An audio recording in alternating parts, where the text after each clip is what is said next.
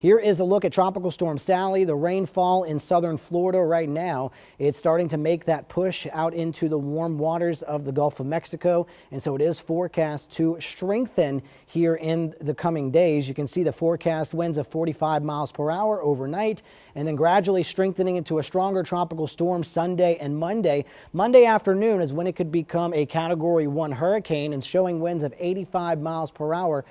And a very large cone. There's a lot of uncertainty with the track where this could end up, if it could turn a little more to the north sooner, or if it does take this track, the impacts we would see across southeast Louisiana and South Mississippi would be greater. And it's not going to be moving very fast. From overnight going into Tuesday morning into Wednesday afternoon, it's just getting up toward the Hattiesburg area. So there is big concern for flooding associated with the system and may be the biggest impact along with the storm surge down toward the coast. Hurricane watches have been issued for most of southeast Louisiana and all along the Mississippi-Alabama coast.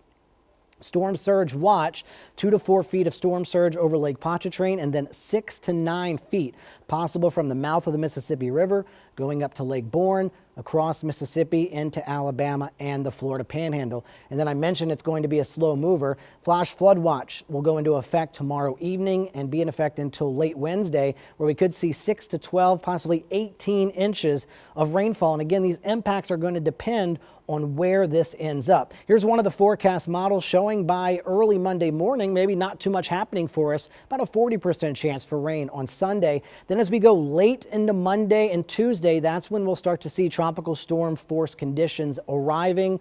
That storm surge getting pushed all along the shores. And then notice with this model run, it just kind of keeps some rainfall over the same areas through Wednesday morning. That would mean those totals add up pretty quickly before it pushes off toward the north on Thursday. Tropical storm force winds, the most likely arrival time Monday, 8 o'clock in the evening down toward the coast and then further inland as we get into Tuesday. And of course, this also can change based on the system speeding up or slowing down. But checking out your wind gusts as we go into Sunday and then Monday, 50-mile-per-hour wind gusts. I forgot to add some pauses there, so I know it went through very quickly, but we'll start to see 50 to 60-mile-per-hour wind gusts where that center ends up, especially along the Mississippi Gulf Coast. So what you need to know, the track, the intensity, our potential impacts, those are going to change. So you need to make sure you're monitoring the forecast between now and through the middle part of the week, and also plan for possible power outages. Make sure you have your hurricane kits ready.